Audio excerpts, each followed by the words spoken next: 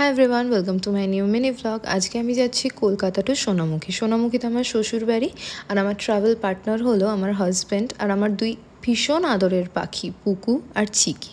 পুকু কিছুদিন ধরে একটু অসুস্থ, আর শুধু আমার কাছ থেকেই ওষুধ খায় বলে ওকে না নিয়ে যাওয়ার কোনো প্রশ্নই উঠছিল না।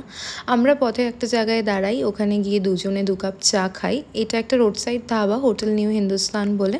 আর সেখানে চা খেয়ে আমরা আমাদের যাত্রা শুরু করি। এই ধাবায় দাঁড়িয়ে পুকু আর চিকির বেশ ভালো লাগছিল, ওদের সবাই ফটো তুলছিল, ওরা ফুল সেলিব্রিটি ভাইব পাচ্ছিল।